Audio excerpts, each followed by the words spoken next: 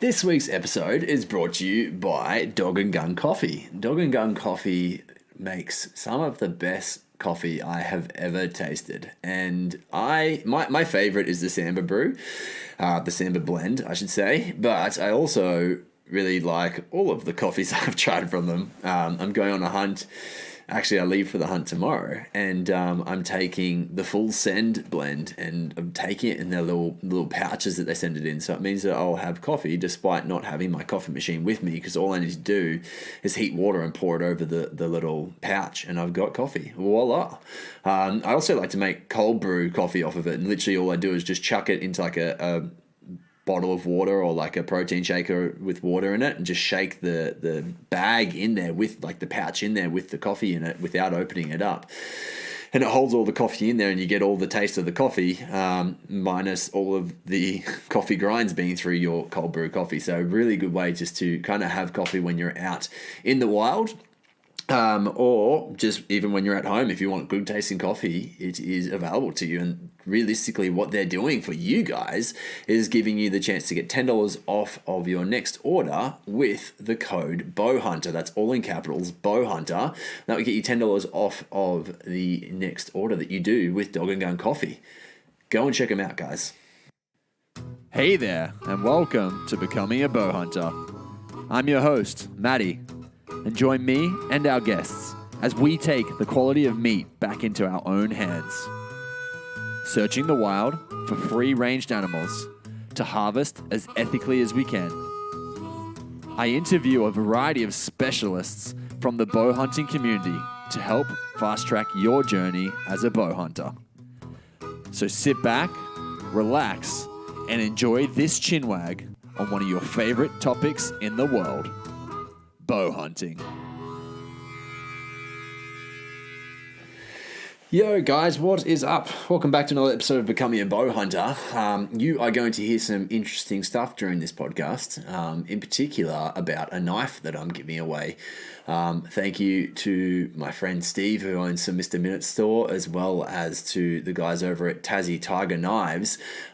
We've secured a knife to give away, and it is absolutely incredible. I'm actually even super stoked because I've also got a knife, and I'm so pumped because I'm going out hunting this weekend. I finally get to put it to use, which I'm absolutely amped up for. So it is an incredible knife. It's got its own little pouch as well. So realistically, it's everything that you need in a hunting knife. And to get involved with this little giveaway, all you need to do is go to becomingabowhunter.com. It's been an absolute technical nightmare to set this up, so I hope you appreciate the heck out of this. What I'm doing is starting an email list with some interesting content coming your way through the email list as well as through the podcast. So the podcast will be the main platform, obviously, and I'll be able to say to you whenever there's a new podcast out, I'll send you an email and say, hey, it's out. But I'm also going to I'm going to send you things like discount codes that we're getting through sponsors, as well as just some interesting stories that I have to share and some perspectives from my view as a hunter. So I hope you enjoy that list, but also gives you the chance to actually jump on and win this knife. So go to becomingabowhunter.com and just enter in your details there. There'll be the page that comes up will offer you the chance to win the knife if you enter in your first name and your email address. And from there, you'll start getting emails from me. So looking forward to that. Thanks heaps, team. Becomingabowhunter.com to enter in your name to go in the draw to win the knife.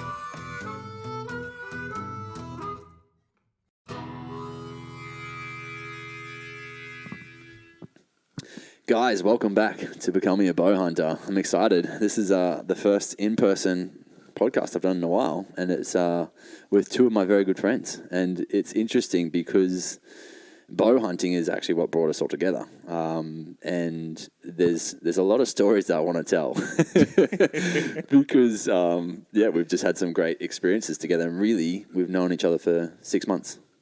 Yeah. Which is pretty crazy to think, right? Like we introduced October, maybe November, we started talking. I think it might have been October or September even we started talking via email. And then we actually met up from there moving on. So I'm going to introduce you guys firstly, and then I think I'm going to break out with a little story. So we've got Steve Kelly, welcome. Thanks, mate. And then we've got Pete Conradie. G'day. So the story comes back to when we actually first met, and I was doing some work one day, and I had this email come through, and it was from Steve saying, "Hey mate, I really love what you're doing with the podcast. Thank you very much, and I've got access to some property that I'd love for you to come to with me if you're able and willing." And I was like, heck yes, that's amazing. Why would I not? And then I actually got a second email from Pete saying, "Hey, Matty, I love what you're doing. This is amazing. You should come to this property that we've got access to." Unplanned Yeah. on the same day. And so I was like, oh, wow, this is actually really cool, because sometimes you might get an offer and it just kind of fizzles out or whatever. And it was just, I could tell straight away from the emails that you guys sent me that it was actually very genuine. And of course, there's always like a little period where you want to make sure that the people you're going hunting with are your right type of people, right? Like a lot of bow hunters that I've come across are usually great people, but at the same time, you almost want to check out and make sure that they're genuine people. You don't want to be stuck out in the bush for multiple days. And it seemed that you guys actually had the same plan on this. And so what happened is we organized the date we were going hunting, and then we organized a meetup. So let's meet up. Let's make sure we're all in the same boat before we actually go out. And so we'd planned to have a coffee date with the three of us meeting up. And on that day, I had someone book in at the last minute for a consult with me. And so I had to say, guys, I can't make it to you guys and back. Like, I can't make it to the location and back in the timing that I need to be able to do my consult. But if you can make it to me, we can have a coffee just at my house. And you were on shift, Pete, so you couldn't come. Whereas Steve's like, I can make it, so I'll make it over to your house. So he came over, and we had a great catch up. We straight away got on like a house on fire. And the whole time, Steve was telling me about Pete. Pete's such a joker. Pete's such a great guy. Pete. And he says, you know what? No, he said, what we'll do is on the day, you'll drive up with Pete. He'll carpool with you, and I'll meet you guys up there because you live on the far north side. We live closer together. And so you said, here's Pete's number. If you get in contact with him, go for gold, and you guys can organize that side of things, and we'll meet up there. And I think it was only a week or two before we actually went up. So I messaged Pete before I went in for my consult, and Pete is a police officer. So my joke side, my thought of a funny joke was to send Pete a message saying, hey mate, I need a little pick-me-up for the weekend. If you can help me out. I can't remember the name I used, Ricky or something. Ricky said that that you're the person to get in touch with. And then I went into my consult and I completely forgot about it. I was driving back from the gym probably like 30 hours later, and I went, oh, crap. And I called Pete, and he was in the car with his wife, and I said, mate, it's Matty from Becoming a Bowhunter. How are you? And he goes, oh no. And his wife goes, you don't do that to police officers. So what happened in that in the interim between you sending me the message and the phone call?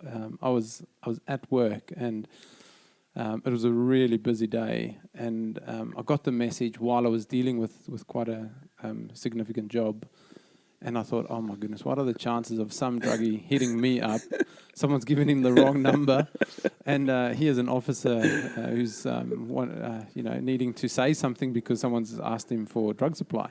And so I went to my officer in charge, and I just said, hey boss, this is my own mobile. I don't know this number. I'm going to run it through the system, and we'll have a look. Some crackheads looking for some gear.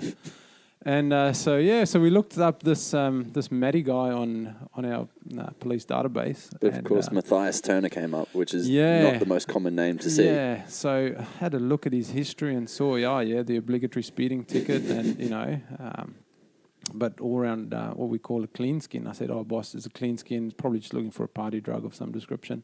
But I'll put on the Intel submission. So basically what we do is we put on a report saying that this person has said this to, inadvertently to a police officer's phone number, and we just basically flag him as a drug user so that he's on the radar. And a few hours later, got a phone call, and mate, let's just say there was a fair bit of explaining to do and a fair bit of backpedaling and speaking to senior sergeants at Intel to try and reverse things. So it was able to be reversed, but it wasn't deleted. So I haven't looked you up again, but we'll just leave it at that.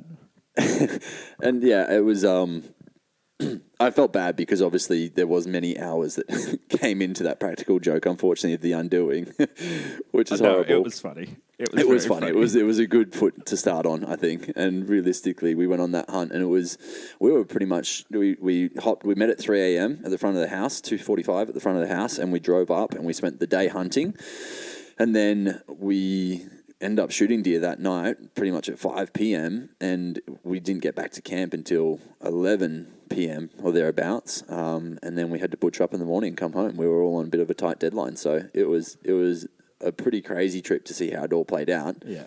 It was very good, though. It was good. It was funny because you guys both do bow hunt, but you haven't done a lot with bow hunting, right? No. And so the thought was more so, let's go, the general consensus from all of us was we need meat. Let's go out, we'll take the rifles, we'll shoot deer, and then we'll go and bow hunt for the rest of the weekend. It'll be great fun. And we got there. Pete and I got there, and Steve was probably 15 minutes off from when we got there. And we walked in, and he's like, "Look, this is the layout. This is how it all is." And it was raining. It was just like a light drizzle. And we were sitting there kind of looking over the fields for a bit, and I was like, you know what, I reckon they're probably up in the trees. Like, it wouldn't surprise me if they're still hanging out off of the main fields just because of the rain. And we were just talking, and you were giving me a lot of stories of past experiences from being at the property, Pete. And then you said, you turned to me, you said, "Matty, in your experience, where do you think the deer would be?" And they ran right in front of us. I said, "Right there, mate." It just couldn't have worked out better. I looked like an actual professional in that moment. The funny thing about that was Pete, with his rifle, had a issue with his scope. And so he couldn't actually use his rifle on the trip. So he messaged me saying, "Hey, mate, can you bring one of your rifles up for me?" And I was like, "Yeah, no troubles." So I'm parked the car because I got there a bit after them and was going to hike up and meet them. And Pete's like, "Hurry up, we're watching deer." And so I'm sitting there in a mad rush, get up the hill, see Matty and Pete, and I'm like, "Where are they?" "Oh, just over there." And yeah, it was interesting. They were over the valley from us, so they were down, just across on the other side. 180 the opposing face, meters. 180 meters. Yeah, there you go. And we were just standing behind a big lantana bush. And I actually found it a very interesting situation because Steve rocked up with his gun, and he got there and handed his gun straight to Pete. He said, "Pete, it's your turn." And Pete's like, "No, it's your turn. You've got the rifle. It's your turn." And he's like, "No, I insist. It's your shot." And so you guys kind of maneuvered around the bush, like around the big load of the lantana, and I just stayed where I was. I was like, "Cool, the boys are going to go get us some meat. This is going to be great. We're literally going to drive our car to the deer, place them in our ute, and drive on. It will be amazing." Matty, I'll pause you there. This is the story that I didn't want you to tell, but we'll roll with it because we're 3/4 of the way in. But I'll save face afterwards, so you keep going. Don't worry, there's plenty of stories I think plenty of side stories to tell on it. But I was sitting there, and I could see only 2 deer from where I was standing, just through the lantana bush, and boom, big shot goes off, and I see 1 deer run away, and then this stag just stayed there. He just stayed where he was, and I was like, "There's still more there, boys. Go again, go again." Boom, next shot goes off, and he's still staying there. I'm like, "Oh, there's 3 of us. That you could get 3 deer down. Like, why not?" Boom, another shot goes off, and then he disappears. This stag goes, and I'm like, "Oh, they definitely didn't shoot the stag." And then I look across, and 5 deer run out in front of us, and there was 5 deer to start with. And I was like, what just happened? I thought rifle hunting was so easy. I thought it was a done deal. Like, pretty much as soon as I saw Steve with the gun, I was like, "We're getting meat down. This is it." And I'm going to pass it over, I guess. Yeah, you guys can. I will defend Pete on this. I'm going to defend him as well. Don't worry. So the boy can shoot to start with. However, he had that particular rifle. He had, I think, shot maybe four rounds through it about 8 months earlier. Mm-hmm. So anyone that's hunted with a rifle, when it's not your own and you're not comfortable. So really, it falls back on you, Steve. Well, no, I actually provided the thunder stick. No. I actually, to be honest, I came around the corner and I looked at you guys and your setup, and I was like, like that was just odd. And I actually asked you, it was probably about a fortnight later or something, Pete, when we caught up again. I said, why didn't you lay down for that shot? And it was interesting because you kind of came out and you guys were pretty much right in the open and sprung, right? So you had to kind of act where you were. Yeah. And the shot you took was the most awkward shot I think I've ever seen someone try to take. Oh, it was, so thanks, Steve, for sticking up for me. So the big difference there is Steve and I both hunt with a 308. Mine's a Ruger M77 Hawkeye, and then Steve's got the Hauer 1500. Mm-hmm. The trigger weight's very different on the two. And at the time, I wasn't using mine because I'd changed scope and hadn't had time to take it to the range. Yeah. So I was looking for, I'd had to wait a long time to get the right rings for it, for the scope I'd purchased. And it was a big lesson for me in terms of gear familiarity and being mentally prepared for a situation. Work-wise, it's very different because we train for tactical defense scenarios. And so there's no dramas with working and using the accoutrements that I have. When it was put in a different context in for hunting, and Steve gave me his rifle, it caught me totally by surprise because I know I'm not comfortable with his rifle, except if I'm lying prone, I can, punch holes in paper or at a gong, and I've got time. And this was on an off-camber hillside with a muddy bank, and I was essentially should have tried a left-handed shot because that's the way that the land was falling. And it was unbalanced, unfamiliar with the trigger weight, and then the scope wasn't. It was dialed differently to. Basically, we in hindsight knew that I'd plugged directly high each time based on the distance where the scope was in. And I'd looked at the side parallax adjustment, but I'd not looked at the windage and elevation. And so, that's just something was different scope, different rifle, not having been prepared. So it was a big lesson there in terms of taking the time and making sure that you're familiar with the tool for the job. The other thing that I noticed is that so prior to this, you just had ankle surgery, and so you had a hiking stick that you were using as a walking stick or a support. And you had it jammed into the ground as your support on the angle. So you're on an extreme angle already. You've dug the stick into the ground to be your balance beam for the rifle. And so that for me straight away, I was like, that doesn't seem like it would be the most stable thing to shoot off of. Yeah. And you went and we took shots later. We went and took shots just to make sure like it was the confidence rebuild that you needed, I think, just to go and say, no, it's not me. It was just the settings were slightly off and that was it. But all of a sudden, it became not just a walk in the park, which is great because really it unfolds as to what hunting really is. I think I in my head was like, well, we've got rifles, so the job's getting done, and it's like, no, that's not how the story goes.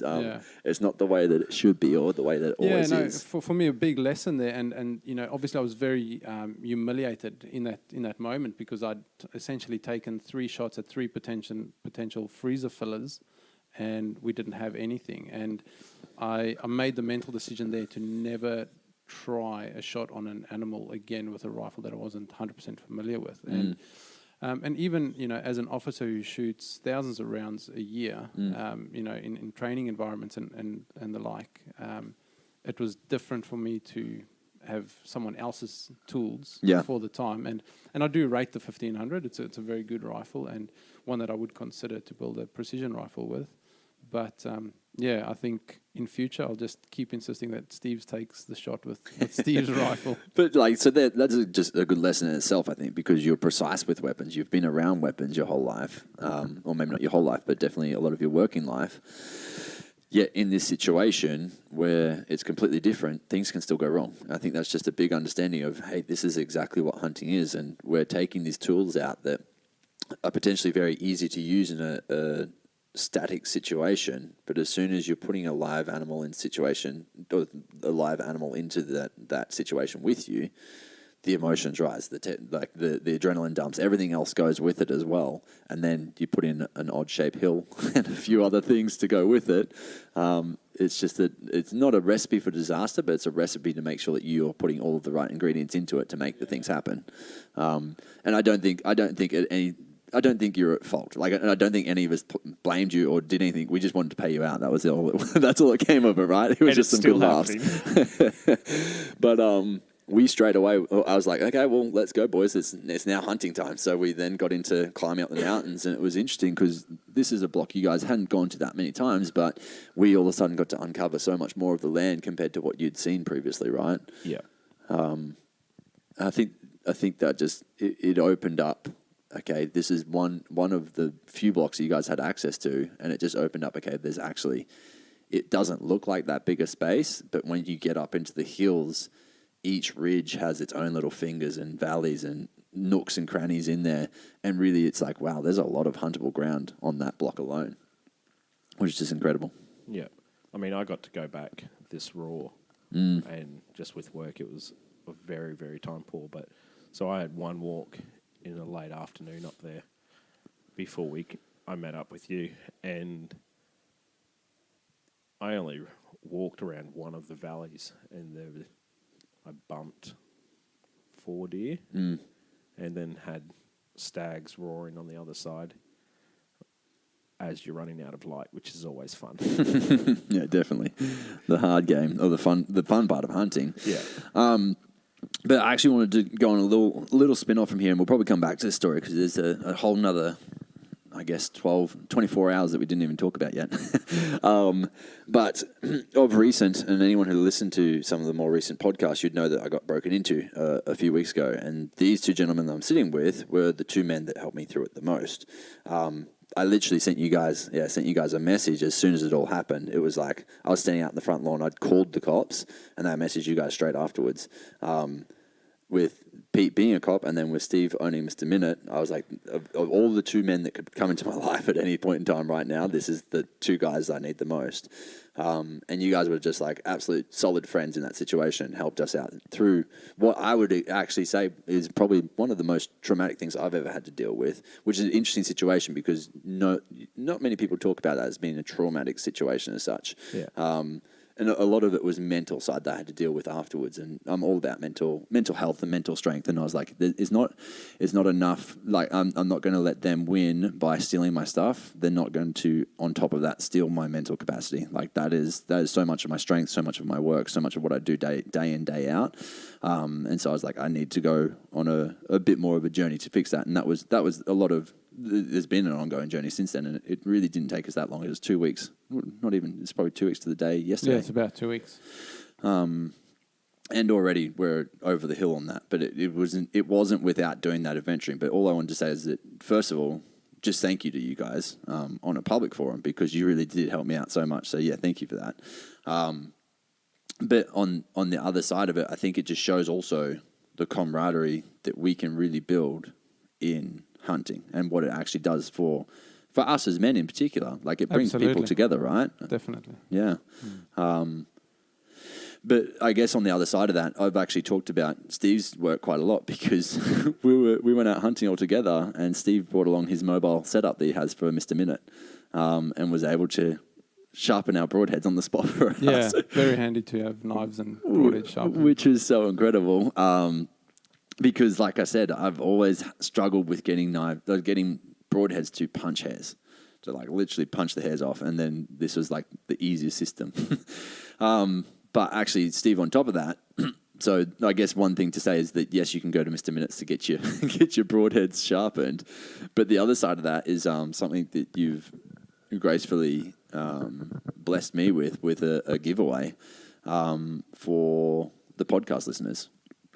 Can you delve into it a little bit more? Let's introduce it. Sweet. So there's a very cool company that's based out of the north side of Brisbane called Tassie Tiger Knives. Look them up on the internet. They've got some pretty cool stuff. Anyway, they've, in the last 2, maybe 3 weeks, they have released a very cool knife that the entire knife is made in Australia. So the blade's made down south somewhere. It's also a Cerakoted blade. So if you got anyone that doesn't know what Cerakoting is, look it up. But it's a really good way of protecting steel from rust and stuff like that. It's also not a cheap process to do. Anyway, and the handles are made in Australia for them. So they it's a knife that retails for $300, and it is a very nice knife. Anyway, so I have basically been able to, with my business, with the Mr. Minutes that I own, that my wife and I own, and with Craig from Tassie Tigers, we have a knife that we're going to be able to give away to one of the podcast listeners. I turned my microphone off while I was doing some research deeper into it. So it is TassieTigerKnives.com.au is the website. And pretty much for you guys to be able to get into this, all you need to do is go to www.becomingabowhunter.com, just my website, and you'll be able to just sign up for the. It's actually you'll be signing up for the new newsletter that I'm starting, and essentially that will put you in the draw to then go in the draw for this knife giveaway which we're giving. So. Once again, I find myself thanking you. Not a problem, mate. It's all good. I'm lucky. I'm in a business where I get to do things like this every now and again. Mm-hmm. And when I saw this knife, I was just like, "Nah, we're doing this. We're making it happen." And I literally, with Craig in front of me, called Matty up and was like, "Would you be interested in this?" He's like, "Yes." Let's do it. Let's make it happen. So there's obviously a lot, like I've pretty much just told the story so far. I'd love to actually get some insights from you guys because you've both got a wealth of knowledge on different hunting backgrounds. I think you've both got some really cool stories to tell. So what I would love to, we're doing all right for time. We've got about 40 minutes left because we're on time crunch. But what I'd love to actually delve into is maybe a hunting story each. And I'd love to ask Steve for you to tell your story about your whitetail. And Pete, I'd love for you to tell us a story from South Africa for hunting. And with that, maybe let's just give a first insight as to what your background or introduction to hunting was, and then we can delve into the story. So my background with hunting, I've had a very interesting life. I grew up over in East Africa. So as a little kid, from the age of about 3.5, 4, we used to make our own slingshots, shoot birds, cook them up. We used to run amok. It was good fun. We used to make our own bows and arrows, which I forgot to. I'll bring some of the arrows in I've still got. They redefine broadheads in a very primitive way, but they're very cool. And then moved over to the States when I was 15, 16. Mm-hmm. And I was there for 2 years while Dad was doing his Masters. Hunting's been around my family the whole time, like as long as I can remember. So your dad, your granddad, everyone was into so it? My pop, so Dad's dad, my pop, he used to own a sugarcane farm on the Burdekin. Mm-hmm. So Dad's always shot. My brother still uses Dad's 30-30 to hunt pigs with. I would hate to know the number of pigs that have met lead out of that thing. It was the first. It was the first rifle I shot a pig with. First rifle my brother shot a pig with. It's kind of a family heirloom. Yeah. So yeah, hunting's always been in my family. Mm-hmm. We went over to the States for 2 years. And it's not where I found bow hunting because I used to hunt when I was little with our bows that we used to make. Reintroduction to it, maybe. Yeah, a big reintroduction. And at the time, there was a church that I was going to that the youth pastor was actually a big hunter and was a bow hunter. Mm-hmm. He got me into it. So I saved up pocket money for nearly a year and washed people's windows in their houses to get money because I technically wasn't allowed to have a job because of my visa. Oh, yeah, of course. But I saved up, bought a Bear Grizzly, I think it was a GLX off the top of my head. Old school, still has it. Pete's seen it. It still shoots accurate. And I'm 43 now and I bought that when I was 16. Yeah. Cut a long story short, my first season hunting with the bow, I kind of lit it up in one sense. I was, if anyone has ever hunted whitetail deer in the States, you'll know tree stands. And it's bizarre, like, we mock it, but it's quite a cool concept in terms of, especially when you slow down, you're quiet, you see a heck of a lot of cool things. From, like, over there, squirrels to foxes that have no clue you're sitting there. And they don't care because you're quiet and you're still. It's a bit like if you're out here in the hills and you just sit down. Yeah. And it's good. I love it. Yeah, you're confined to a little metre by metre square piece of steel 20 foot up in the air. Anyway, cut a long story short, middle of the rut, about 250 metres away, I see 2 does walk out, followed by a buck. And I grunted at him. And I've never seen a deer react that way before. And he just swung his head down and just came running. And about 50 metres away was a hedgerow. And it was a solid hedgerow. And he just parted it as he ran through. Ran straight up to the tree I was in. And as he dropped his head to rip out a tree, I drew back and my string hit my jacket I was wearing because it was minus 30 degrees. Jesus. So good hand warmers are great.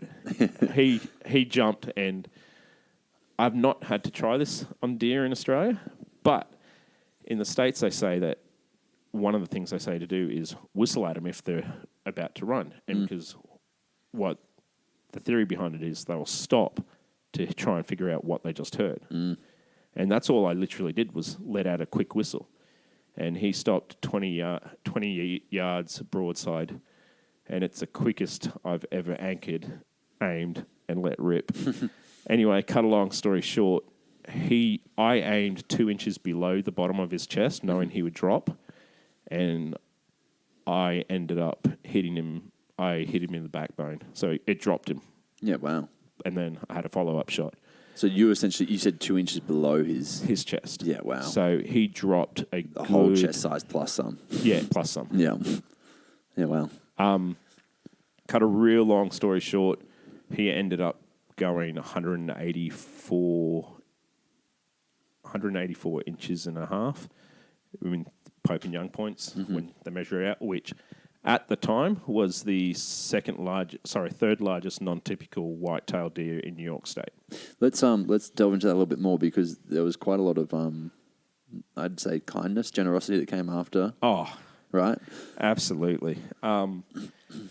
So, a guy called Merrick Compton, who anyone that's from way back may know him. He was sponsored by PSC, Realtree. They make fox calls and stuff. Starts with a Q. Anyway, they're in Australia. Cut a long story short, he organised with a mate and was like, "Hey, you're going to get this thing mounted, aren't you?" And I was like, "Oh, I've already spoken to Mum and Dad. They can give me $350 now." You go back 20 years. Actually, it's longer than that. It's $350 was a lot of money. Yeah. And Mum and Dad had just moved back, just started a new job, didn't have a heap of money. But they gave me $350. I was like, stoked. Don't know what I'm going to do with it. Anyway, Merrick goes, "I've got a mate. I've already spoken to him. He's mounting it for you. Come around to my house after school. I'll take you to him." I walk in there thinking, yeah, cool. He shakes my hand. "Congratulations, mate." And cut a long story short, I turn around and I've never seen a taxidermist like this before. He had full mounts of grizzlies stealing caribou capes out of... And I see this... Out of a backpack, wasn't it? Out of a backpack from a hunter. And then I see this display that was probably 8 meters wide. And it was 2 whitetail bucks fighting, and the small one was an 8-point. So on whitetail deer, that's pretty impressive in itself. They're fighting, and there's a couple of other does and it's all like actual got timber in there and everything. I'm like, "Stuff, this is cool. This guy's pretty good." Yeah. And then I noticed this plaque, "Bill Yox, World Champion Taxidermist." And I went, "Sick." And he goes, "I'll do it for $350. under one condition, I get to keep it for 12 months and enter it into shows. I went, oh, okay, cool. See ya. They're done. And it's now in my office. Yeah. And 20 years later, it still looks new. So did you get it back after a year, or was it longer? By the time he did the work, he had it for 12 months. It was maybe just under 2 years. Yeah, well, so it was fast as well. Yeah. Not only good, it's fast. Yeah. Yeah. I think he wanted it so he could enter it in shows quicker. It had something to do with it. Yeah. Obviously, a deer of that caliber, it turns a lot of eyes. Yeah, I was... You know, when you have those pivotal points in your life, I had companies calling me up wanting, hey, can you come join our Pro-Am team? We want you to come shoot for us. As a 16, 17-year-old that loves hunting, that's a dream come true. And Mum and Dad had different ideas. I resented them for a bit. But, I mean, things happen for a reason. I wouldn't be here today. Yeah. We wouldn't be having this conversation. Yeah. So, It's interesting, isn't it, how it all lays out. Yep.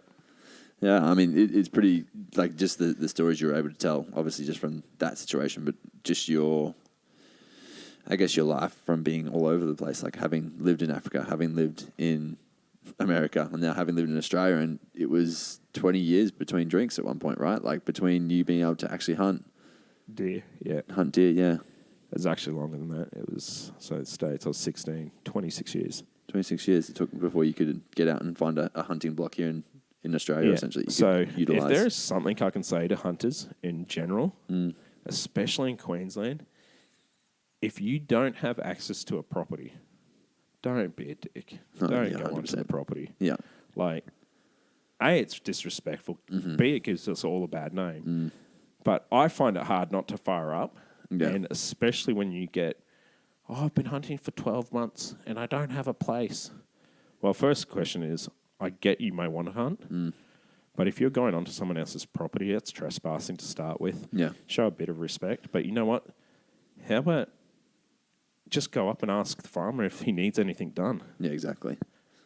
Yeah, I've got a good story coming up. I know it's going to be a good story because I've actually already heard it, but the property I'm about to go to in June, Grant is going to tell a great story in regards to how long it actually took him to get access to it, and then the fight that he had to do for like pretty much a decade to gain access and keep it there. So I think that's it. Really, hunting is a long game, and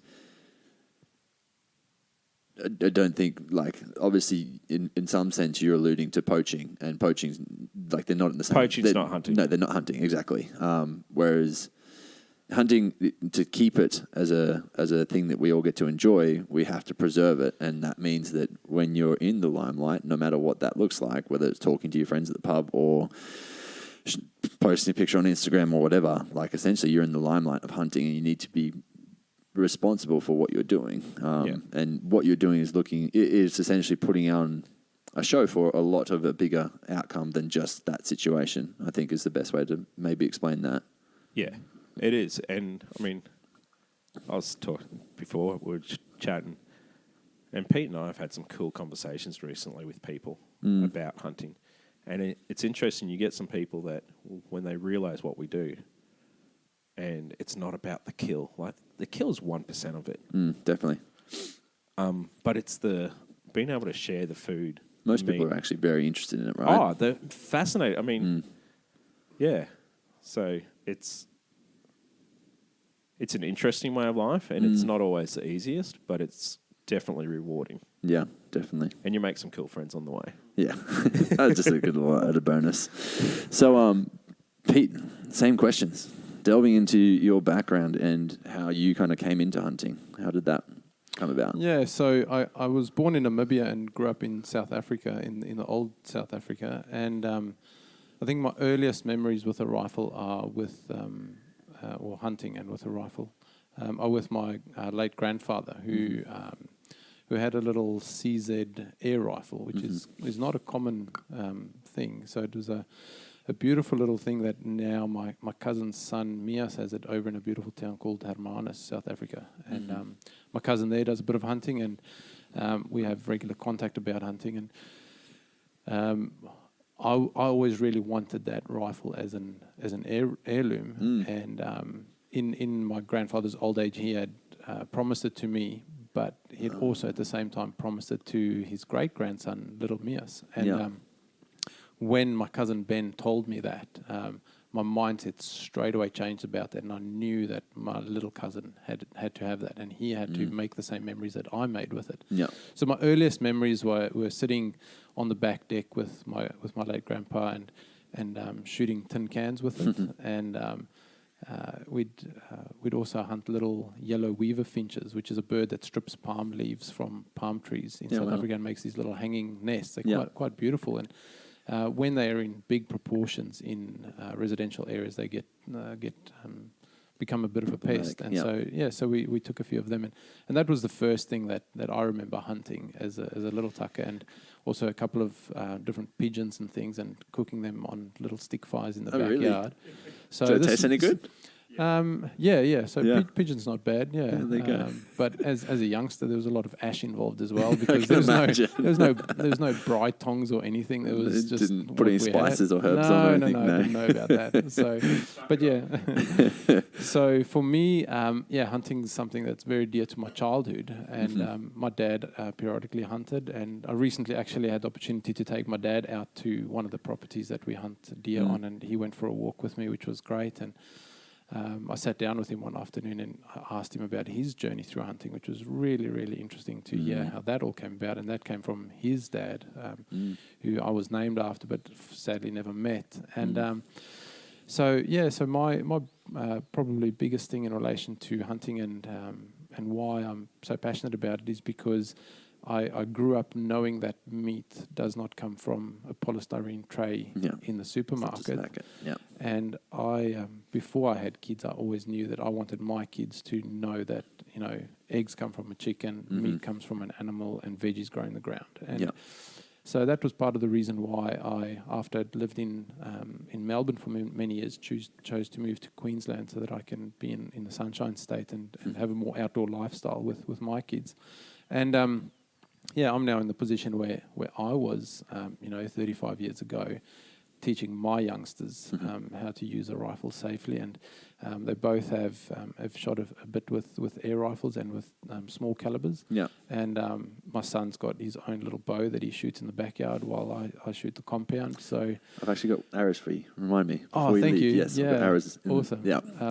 For me, hunting is very much a family thing, and something that's part of where I come from, and something that I hope that my kids will take forward.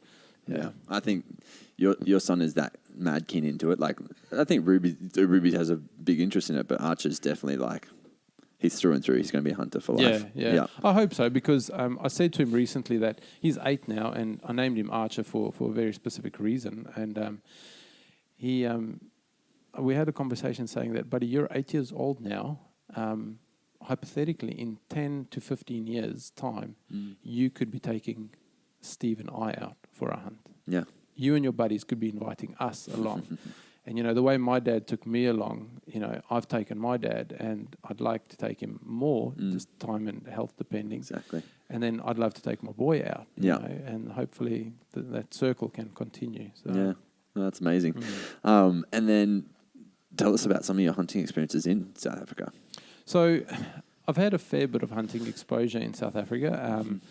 And I think probably one of the most, the last time I actually hunted South Africa was 2014 when I went back for my brother's wedding, and our whole family were on a game ranch, which was a good experience. It was the last time I'd seen my grandfather as well, and it was for my brother's wedding. There was all my cousins from all over were there, and one of the highlights probably, because I'm in the police, but I'm also in a facilitation position where I train others in the police. I have a passion about imparting knowledge and skill sets to others, and I had the opportunity to take one of my younger cousins on his first hunt, and his father hadn't been that present in his life, and he hadn't had many exposures with hunting or a rifle, and I got to take this cousin of mine for his first hunt, and he got a young Impala ram, which was a really good experience for him, and it was very emotional because he's a very soft, gentle, caring, kind person, and it was, to my knowledge, it's still the only animal that he has harvested, but that was very valuable for him and his family. He's now married as well, But I know that his mum, my aunt, didn't have a lot of money, but that meat went a long way for them as a family. So I was able to share that journey with him, taking him for a couple of walks and getting something decent for him. So for me, it's not about how many I've shot or how big I've shot. I'm very much in the becoming a bow hunter section of bow hunting, having only taken pigs with a bow. This year certainly tried for deer, but that journey is an ongoing one. Yeah. I've had lots of success with a rifle. I think because it is easier, except when you're shooting Steve's rifle. I think for me it's the highlights are probably shooting with my younger brother in South Africa, shooting with mates over there, taking my younger cousin, those kind of things. So more so than my own successes on that side. Yeah, definitely. I think that's it's definitely something that's been very obvious for me coming hunting with you guys, is that you're both in it for each other as much as everyone, right? It's like it's exactly what you just said. It doesn't matter what size the animal is that you've shot, or whether it's got antlers or not. Essentially, given that we don't have any form of management service here in Australia where we have to abide by that, it automatically becomes okay. Well, let's go get meat for our families, and that's the extent of it, essentially. Yeah. But within saying that, we also, over the rut, when we got to go out for our day, there was spikers, and you were out there for 2 weeks on end in the end, and you completely passed up on spikers, as did you, Steve. Like, you guys both passed up on smaller animals because you understand, let them grow and the herd will grow. Yeah, absolutely. There was that side to it as well.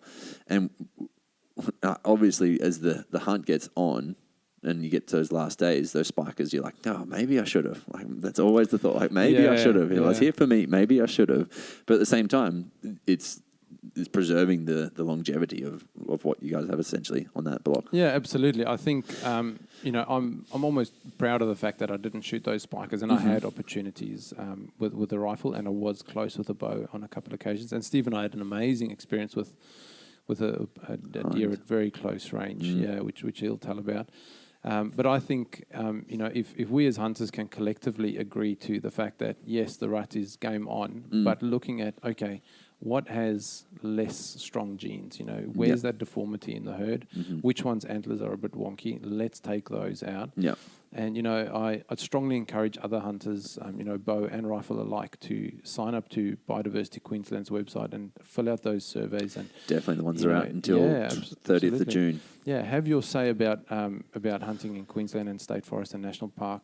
Because, this week when I saw the news where they were shooting Royal National Park from the helicopter down in New South Wales, I physically felt ill, and I showed my wife the clip on one of the news channels, saying that, there are hundreds of carcasses potentially lying there in the sun. And yes, I understand that, nature takes care of that, and the bugs and birds and things will put that back into the circle of life. But it's a untapped valuable resource that we're not utilizing as best we could. So I think the best thing to say with that is that if you're going to have your say, remove the emotion from it, and it needs to be a strategic play on our behalf too. Yeah, they're essentially opening up to the public and saying, hey, we want to have a conversation about it. Whether they're going to take it into note or not, I'm not sure. But if we all come out as angry hunters and say, this is stuffed, this should be our land, or it's our land, it's our property, they're a gift to us as the people, so why aren't you giving us access?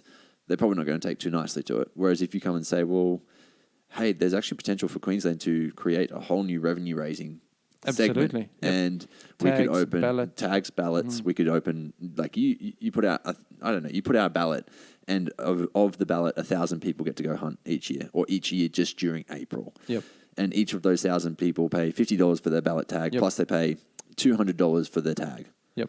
That's a buttload of money straight away. Absolutely. And let's plough that back into the management. Exactly right. Into the conservation of those state and national parks, which are such a great resource, but sadly are locked to so many of us. And so I think realistically, as hunters and people who love the outdoors, we've got an opportunity to say, hey, over the next, is it 5 years, 8 years? I think it's a 5-year management service. We're not happy with what you guys are doing, and we feel that there could be a better piece in play, like maybe what New South Wales has done, where they've got a multi-$100 million industry going through hunting. Yeah. Essentially, where it's bringing a lot of revenue into the state, and I think that's realistically what we've got the opportunity to do now as hunters. Definitely. Yeah. So something I'm actually really proud of is for both of you guys, or of both of you guys, because when we got on that first hunt, 5 o'clock in the I afternoon. nearly died. 5 o'clock in the afternoon, we shot a deer. We finally got a hind down, and we had just started butchering her. Pete shot it. Pete shot it. Yeah, Pete shot it with the same rifle that was the dud from before, right? And so at this point, we were like, "Great, meat's down. Let's like cut it up. We'll get going, guys." Like it was right on nightfall. It just rained on top of us. It was right on nightfall. We're like, "Okay, we've got a fair bit of work to do here." And we started butchering, and I said to you guys, why don't we keep the skin on, completely the hide on? We'll keep hide on, just chuck it straight in our bags as is. It's a lot of a cleaner process rather than completely caping it out now. And it'll save us a fair chunk of time. I don't think either of you guys had ever had that. You'd never done that before, had you? No, every hind or deer that he and I had shot, we had gutted out in the field and then carried it back or dragged it back to where we could get the car. Yeah, and because we were pretty much in like the furthest point of this property. We've got a lot of walking, and it's very steep, very, very steep in this block. I'm glad you admitted that. It is so it's so steep in this block, and parts of it that you just can't, like, inaccessible because it's that steep. Like, it's literally sheer cliff drops. And we were right down the very bottom of this valley. And whilst I was like, look, just cut off, this is the way you cut. And as I was saying, cut through here, you guys literally just cut the front leg off. We hear like a and look up, and there's a herd of hinds running down towards us, and they pulled up, I reckon, 12 meters from us. Yeah. And I just popped my head down and covered my ears because you guys picked up your rifle. So I'm like, I'll just be quiet here because I'd taken all my equipment off by that stage. So there's no way I was shooting. Yeah, I think that's where a bit of my pride was restored. I was lucky to take that first one, and it was a good, clean headshot, which is what I usually try and do. And yeah, she just dropped in her tracks, and as we're butchering, as you say, that herd came trotting down. And as they stopped about 12 meters from us, I just grabbed Steve's rifle. I knew where the round was. I knew I could put it in super quick, rack it, and go. And I think that's where a lot of that police training has come from, knowing how to quickly adapt to a situation. Disregarding all I'd said before about not being familiar. This was close range, and we took a second one within 10 minutes of taking the first one. Yeah. And that was at very close range. So that was more like the pistol shooting that I'm very comfortable with, Definitely. rather than the rifle stuff. So And we just doubled our odds. We had two yeah. whole So then beasts of we meat. had a lot to carry out, and to put in context how steep it is. Sometimes we had our toes dug into the side of the hill, our knees touching the hill, and then our hands and elbows also touching the hill, grabbing at tusks of grass to pull ourselves up with these legs sticking out of the backpack. And so essentially, we loaded up the packs, and given the situation, Pete had just had your surgery. It had been a big day already, Steve. You were already pretty wrecked by this time. I was stuffed. You were already pretty cooked, and I knew that we had. So essentially 2 hinds, we're looking, a couple hundred, like with bone in, probably a couple hundred kilos between us all. It might have, maybe not that much, maybe 150 kilos, let's say. I was like, you're going to have to load your pack up as much as you can, Turner. That's a goal here. And so I tried to just take the load as much as I could, but obviously there's that much to carry. We just all had to load up, and we looked at the map. Given that you guys hadn't really been, at this block that much, it was dark. It was we looked the at them. second time You've been there. Been on that property and hunted it. So realistically, there's not a lot of familiarity about the block. I knew the basic lay of the land based on what you guys had shown me on the map, and so we came to an agreement that based on the map and the way that it looked, if we went down and to the left until we got to the creek, essentially, we would eventually find less steep ground to get us into the creek. Versus if we had, the other option was to climb all the way back up to the hill, walk 4K down a fence line, and then probably 800 or 4K, another K to across the fence line and pretty much back to the car. Whereas we knew if we just got to the middle ground, because we'd left a car there, if we went down the valley and up the valley, we would be there a lot sooner. And so That's what we thought. that's what we thought. And I was like, you know what? Me being stubborn, I was like, this is the best way to go, guys. Like, we're right there. All we need to do is walk down this block. We get to the creek and we'll be there. And we started walking down, and we pretty much got 3/4 of the way. And then, Pete, you checked your GPS. And you went, hold up, guys, the car's over here. We've stuffed this up completely. And it was a big oh fuck moment. In my head, I was like, what have I done? Like, you pushed so hard for this. And then we pretty much just said, look, we just need to turn around. It was a group decision. It was, but I was definitely like driving for it. I'm like, this is the easiest route out. Let's do it. And we pretty much were like, okay, we have to walk back up this hill then. And we started walking, and I said, no, stuff that. We're actually going the right way. And I was like, my pig-headedness came in. I was like, no, we're doing the right thing. This is exactly where we need to go. I'm like, boys, stop. But it actually came after we were walking back up the hill, and this is where it got so steep, where literally you're holding on to, you're pretty much walking, you're holding on with your hands to not fall over. Your hands are at your shoulder height, holding onto grass, because it's right there in front of your face, essentially. And we're walking back up, and Steve, you got pinned. You slipped up because it was wet. It'd just been raining pretty much all day. You slipped up and you got pinned against the ground, right? And the way that the bag fell onto your head, there was nothing that you could do because of the steepness of the land. You literally I'm so glad you guys did get a photo. Your legs straight and your back straight, but your back was then pushing your head straight into the ground, and the meat was on top of your back, and you were just like, guys, help. So we ran down and helped pull the pack off, and that's when I was like, we're doing the right thing, guys. Let's go down the hill. Going back up the hill is just problematic. Like, I think we'd already had a few slips and stuff, and that was the one that I was like, no, this is stupid. Let's go down the hill. We'll keep to our original plan. And I think at that point I was like, you guys, no. We walked down the hill and we got to the creek bed, and the creek bed, there was a straight drop, and I was like, oh, fuck, here we go again. And then I said to you guys, like, let's just drop our packs here. I'm going to go for a little recce. I'll see if I can find something to get us through. And sure enough, it just kind of kept dropping until you could get into the creek. And so I was like, great, we've got a clear view. Let's go. So I came and got you guys. I said, load up, let's go. Here's our golden ticket out of here. And we got into the creek. And what I hadn't done is look up the other side. And so we got into the creek and we looked up the other side, and it's pretty much another sheer cliff. I may have thought about shooting you. And being where we were, I was like, you've come too far to not go up this hill. So my whole thought was get my pack up the hill, come back down and help however I can. And so pretty much got my stuff up and dumped it next to this big prominent tree on top of this hill. Made my way back down, and Steve, you had no energy. I was cooked. You were absolutely cooked. Now, put it in perspective. And Pete has seen me at my fittest and unfittest, pretty much, in both. So I've done half Ironmans, I've done a full Ironman, and I got to the point, and I remember specifically saying that you were up there, and I said to Pete, I said, one of you guys is going to have to either carry my pack, or we're going to have to hang it overnight, come back in the morning. I'm gone. I won't make it up with a pack. Mm-hmm. And I have actually never seen someone walk up such a steep hill, not once but twice, with a pack on their back after just wrecking it without a pack. So it was 3 times It was very impressive.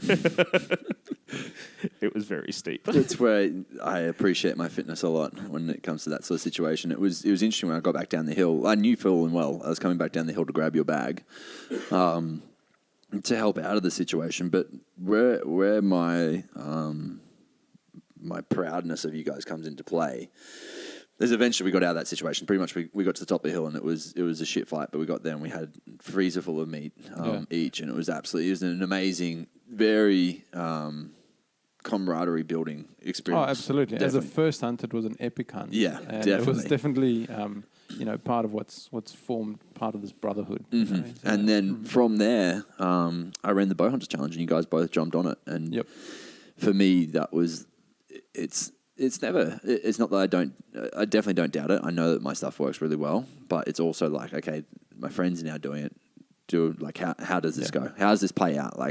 Do they like it? Do they not? How do they take for it? And then essentially we went for a hunt in April, And not only had your bodies actually physically transformed, your energy levels and the difference definitely. in the hills Absolutely. was so, like, it was so noticeably different. Like, there was definitely times on that trip where I'd be 50, 100 meters ahead and turn around and be like, oh, shit, like, you guys are back there. And then all of a sudden, like, I thought we were just very kind of 10 meters spread out. And there was times where I'd be like, whoa, like walking up a hill, for instance, where I'd really notice the difference of level of fitness. Whereas this time around when we went hunting, there was not that at all. We were all in par. We were doing our thing as we'd walk along hunting together. We'd get to the top of a hill all at the same time. Apart from that one, which was just ridiculous hill at the very back end of the property. That was just stupid. Ridge number 5. And that's just a steep, crazy hill. And my mindset, whenever I get in a situation like that, my mindset is like, get to the top and rest at the very end. Yep. Whereas you guys smartly said, I'm going to walk up to here, I'm going to have a little break. And then I'm going to walk up to here, I'm going to have a little break. Whereas I'm like, no, do it, go. But apart from that situation, like literally the transformation in your energy and your hunting abilities, and this is where I think the Bowhunters Challenge is really great, because it can transform what you can actually do out in the hills. And that's what it was always about. It was always about building a better, fitter individual, making them more stronger, like building strength and endurance in that individual, building better health for that individual. So when they get into a situation like bow hunting, for instance, where they absolutely love it, it's their absolute passion, that when they get out in the field, they can then fully experience the situation and get themselves out of any sticky points if they need to, or pack a whole deer out if they need to. Yeah, definitely. I liken it to being race fit. You know, it's like with what Steve said with Ironman. You know, I've also got a background in long distance triathlon and cycling, and you know, when you're honest with yourself, whether you're prepared for an event or not. And when we met on that first hunt through the cliffs, you know, I was recovering from ankle surgery, having broken my foot and my ankle, and you know, it was hard, and my physio didn't know that I was going to do that. They said, go for a bushwalk, and they didn't know that it was going to involve a bushwalk with a bang stick. And, you know, I never told her, but she noticed the swelling the week after and was like, what have you done? I said, I went for a longer walk, and I didn't elaborate more. But anyway, I think, Matty, in terms of the Bowhunters Challenge, as a police officer, obviously I'm very skeptical. And I always look at what does the evidence show and what are the elements involved. And so, you know, I've never been one to sign up for any magic pill or diet shake or fat blaster or fad or vibrating stand on inverted. What, you didn't want down. the shake weights? Oh, tell you. Oh, I remember those videos. There were some memes made from those. There still is. They're getting around. So that's why, you know, when I called you and I said, mate, I know we're new in our friendship, but I'm curious about what you do, because I've looked at your website, I've listened to your podcast over a prolonged period of time, and that's why part of the reason why we invited you to come hunt is because we saw that you were a genuine individual who had similar values to what we have in terms of hunting, lifestyle, health and fitness. Yeah. And, you know, I signed up for the Bowhunters Challenge knowing that I'd been on my ass for 6 weeks in a cast and watching countless episodes of Meat Eater and similar, and then going back to work and sitting at a desk for 6 months begrudgingly, not being able to do my usual different roles on the road. And in that process, I'd picked up a fair bit of weight. So I weighed more than I'd ever weighed in my life. I weighed 84 and a bit kilo when I signed up. And I remember specifically saying to you, mate, I'm willing to put in the discipline. And if I don't succeed, then there are consequences. And we discussed that in person as to how that would look. You're going to lock me up.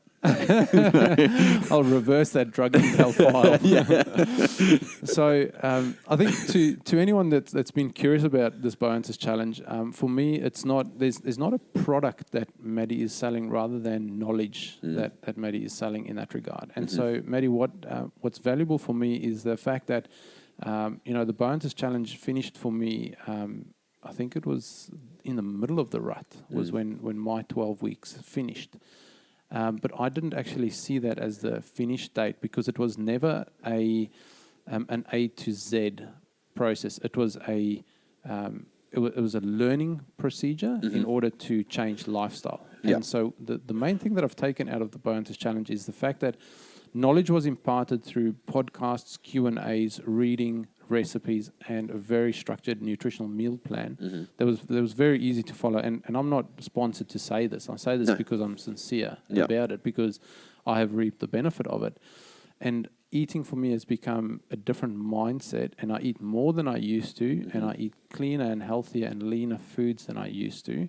There's a couple of things that I've cut out that are now no longer temptations or downfalls for me. Yep. And I've maintained, 2 months after the rut still, doing my normal, what now is considered as normal eating. I'm at 76 kilo, which was my goal weight. Yeah. So the tangible difference was not carrying 7 or 8 kilo excess up and down those hills. And during the rut, I was able to take a fair bit of time off work, just how shifts and night shifts work. And I had 8 days of walking those hills, and I covered almost 90 kilometers, 4,000 and something vertical elevation. Yeah. So the distance might not be what the guys do on the top end when they hunt the plains and things, but the vertical was 2/3 up the way of Everest in terms of vertical elevation. So I couldn't have done that if I had carried that amount of weight. And yes, my ankle had become stronger over that period of time with the exercises involved as well. So, so mate, I commend you and I thank you for your support and your encouragement and the accountability that was built through that. So I do it again, and I say that because I'm still doing it. Yeah, definitely. So, I think that's what it's always intended to be, and this is where we have always gone with our health and fitness approach. It's never just a short fix. 4 weeks is a great kickstart. Yeah, that's awesome. But what we're really looking to do is instill lifestyle changes, things that you can approach for the rest of your life. And so when I was designing the Bowhunters Challenge, I was like, well, where it becomes problematic is when you give everyone a plan from the start that's just smacked on the table and said, do it. Yep. And it just doesn't work. So with the Bowhunters Challenge, the whole purpose of it was to layer bit by bit, week by week, to make it more digestible, so then you can actually implement and take it away. Definitely. Yeah. And it's from hearing your story, that's just exactly what was takeable from it. Yeah. Which is great. No, I think the main thing is that it has instilled a healthier discipline in me that's become the norm, where I used to sit down at night with my wife in front of the TV if I wasn't working, and I'd comfortably have a number of blocks of chocolate or, a series of mint sliced biscuits, you know.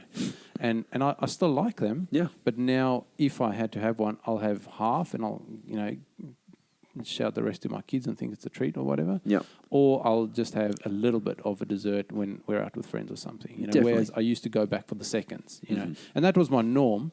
And I always thought that, eating a big bowl of muesli with my full cream milk, with a bunch of yogurt, with some honey, with some dried fruit, fresh fruit on top was a healthy meal. And yes, that has healthy components, but I had no idea about the amount of carbohydrates contained within that, in the honey, for example, in that apple, in the dried fruit and things. Whereas now I've just adapted what I eat, and I still eat those things, but in different proportions. Exactly, it's getting the balance of macronutrients correct. Absolutely. Introducing proteins, carbohydrates, and fats. It's a very holistic view in terms of, the breathing stuff we've talked about, the water, the sleep cycles, etc. And so, that's transformed other aspects of my life in terms of work as well. Under stressful environments, I've utilized some of those breathing techniques and things like that. So it's not just eat like this, do that. It is a very holistic approach. So, that's why I like it. No, thank you. It's interesting. Literally, just as you were saying that, the breathing techniques, they come from a lot of them, like different aspects, but a lot of it comes from either health and performance coaches or from SWAT teams and stuff. Like, it's stuff that I've learned over years from either American people that I've learned from, and so a lot of them within special forces essentially over there, or people who work with high performers, so being either something from the Navy, from the SWAT, from pretty much, I guess what you'd say, the highest performing protective teams all over the world. And it's literally things I've learned along the way from following people like that. And so, it's pretty interesting. Like, it obviously works in that situation. That's why I think it works so well for hunting as well, because we're putting ourselves in a space where your body is going into a stress response and it wants to dump adrenaline, and it wants to give you the fight or flight mode where you just want to escape. And it doesn't want you to think, it doesn't want you to do anything apart from get yourself to safety. Whereas in that point, we're essentially trying to say, hey, like what I'm teaching people to do is, hey, be calm, get yourself into a place where you can rest and digest. You can sit there forever if you wanted to. And when you take your shot, then it's the exact shot that you wanted to take. It's not the situation of, oh, did I pull my trigger, or did I jump the target too much because I was freaking out too much? Was my adrenaline dumping, and was I shaky? So yeah, it's good to see that it's playing off in work side as well. Mr. Kelly, Yes. what was your experience like on the Bowhunters Challenge? It was really cool. It was good. And so, to put it in perspective, Pete and I have known each other for probably 4 or 5 years, and are pretty close mates. We've done a lot of firsts together. His first pig he shot in Australia, I was with him. My first deer in Australia, he was with me. Yeah. His first deer, I was with his son in the gully, watching 2 stags fight because he was off stalking some other. But we've shared a lot of firsts. Now, for me, it was very much like what Pete said, very holistic approach, which was awesome. And he and I had many a conversation about you and Bowhunters Challenge before we signed up. Yeah. But for me, the most significant thing is I went into the challenge wearing a size 38 net Under Armour pair of camo pants, needing to probably go to a 40. I can now take those 38 off without undoing a buckle or anything. I can just pull them off. Yeah. If I don't wear a belt, they will fall off, type thing. So, I mean, body-wise is a big thing. I was 124 kilos when I started, and last time I weighed myself, I'm 112. I'm still dropping. Yeah. So it's getting there. But for me, if I can hold it together while I share this, it will be interesting. Pete and I, 2 years ago, had a very close mate who passed away.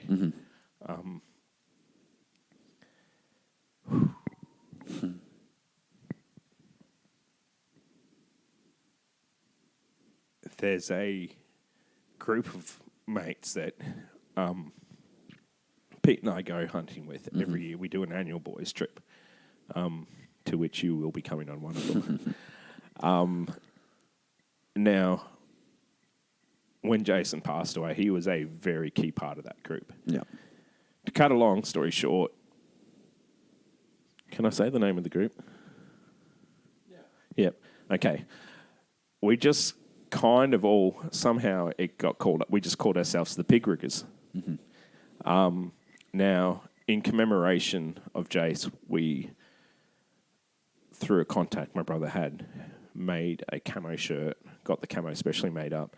Pete designed a patch, and we got it printed on the back of that shirt. Now, everyone in the group on the trip got one of these shirts. His dad came on the trip with us because he had wanted his dad to come on the trip. So this is the boys' trip the year after Jason passed. Yes, the year after. His dad came with you guys, yeah.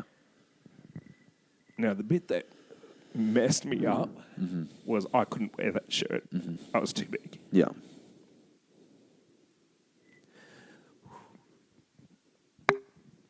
Sorry. Well, no, you're doing well. The coolest thing was you saw me the first time I wore that shirt. Yeah, on the last hunt. Yep. Yeah. Yeah. It was pretty powerful to even just see you in it because I didn't know that side to it, but just to see you come out in it because I'd seen Archer in his before when I came up to your house and he obviously had one made up. And so it was cool. Both of our boys. Both the boys have them, yeah. And so when I went over to Pete's place for dinner one night, he came out and he was very excited to be wearing a shirt. And I was like, I knew the whole story behind it. And it's kind of touching just to see that side of it. But then when we went out hunting, and I said to Pete, when we were just off by ourselves at one point on the hunt, I think you're looking over the edge. And I said, how cool is it that Steve, that you guys can wear this as an actual hunting shirt? Like whenever you guys get to go out, it's cool you get to go out. And he said, this is the first time Steve's wearing that shirt. And that was like the moment where it just kind of, it really hit me. I was like, wow, yeah, Yeah. Yeah, pretty massive. Yeah. Yeah, it was really special to see you wearing that, Stevie, because we miss our mate Jason. He was a police officer as well, and the whole Blue family were touched by what had happened to Jason, and we now have the privilege of hunting with his dad, and he's part of the Pig Riggers crew now that hunt a massive cattle station with hundreds and hundreds of pigs on it. So. Yeah, well done for that, mate. It was very cool in this last hunt we did together during the rut to see you just waltzing up the hills behind us, whereas it used to be a fair distance. So, yeah, I know Jace would be proud as well, mate. So I think one of the biggest things that really stuck out to me is the first trip we went on. We really talked about Jace quite a lot because he's pretty fundamental to like your hunting experiences here in Australia, and something that really stuck out was. We talked a lot about lifestyle, health and lifestyle on that trip, and it really made me go, well, heck, these guys would be really good for the Bowhunters Challenge. And I was never going to come to you guys and say, you have to do the Bowhunters Challenge. But it was always the side of, if you guys ever came to me and said, I want to do the Bowhunters Challenge, it was always going to be, okay, well, I'm going to make sure that they do it really well then, and I'll back you guys and support you guys however I can, which is what I really aim to do for everyone that jumps on. But it was just that layer of this is actually going to be literally life-changing for you guys in the sense that if we can transition the path potentially that you were on at one point, Steve, transition it from, hey, gaining another 20 kilos over the next however many years and potentially getting to that problematic stage where Jason was essentially, where his lifestyle, I don't know exactly the full ins and outs of his death, but correct me if it was wrong, it was somewhat health and lifestyle related, right? Yeah, his death. And so for me, it was like, well, that's a big motivator straight away. Seeing that one of your closest friends has died, it's a wake-up call, and unfortunately, it's a horrible wake-up call to ever have. It really is, but at the same time, to be able to, I think, on the other side, be able to help people out of that situation is massive. It's empowering for me. Yeah, definitely. Yeah, there was an underlying health thing for Jace, and which was later confirmed through the coronial process. But it was a very tragic thing that happened, but it's certainly something that has impacted a lot of people, and a lot of people have learned because of that. And within our crew that go up north to shoot pigs, there's a fair few people that have made big lifestyle changes because of that. So, yeah, it's very much part of who we've become as hunters and individuals, and it made it put a lot of perspective into the steps that we have here on Earth are limited, and the hunting opportunities that we have will come to an end. And we're not getting younger, and we've got kids who are following in our footsteps, and it's made us all think: how are we portraying to them what are good choices, and how are we setting an example for them as the men in the house? Yeah, definitely. What are we bringing to the table, literally and figuratively speaking? Yeah, 100%. I was actually just talking to a friend today about this. One of the things that I do is I take Mads to the gym with me every week. Like once a week, she'll come to the gym and she sees me train because I think that's very important. She needs to see like it doesn't just come. It's hard work. You have to put in the hard work to get the results from it. And I think just instilling that, it's the things that we do every single day that build the humans that we are, and it builds the humans that are around us as well. And as fathers, the three of us that are all fathers, and any other man that's listening to this, you'll understand your kids are sponges to you. They will hold on to every little thing. And I mean, we talked about it a little bit tonight, just trauma in general. And we were saying how it was just something my wife had said, like people will hold on to trauma from what their parents have done to them. And that could be as simple as turning them down turning your kids down in the situation because you don't have time for them at that point. That can be damaging to someone for the rest of their lives. And so when you look at it like that, where we're literally building these humans, it's like, okay, well, you're trying to do the best. I know everyone's trying to do the best with what they've got, but there's definitely things we can be doing to instill, I think, a better mindset in general in them. Yeah. And I think it's one of those things that as parents and as dads, there's a thing when you lead by example, and there's something I know with my boy and I know with Archer, there is something when you can get out and you can do something physical with them, whether it be taking them for a walk or going on a bike ride or going for a run or playing basketball, there is a bond that develops. Yeah, definitely. And that's invaluable. Pete's alluded to it, I've alluded to it, but some of the most memorable times I had growing up was with my dad, whether it be going camping or going fishing with him, or going hunting. Like, life's short.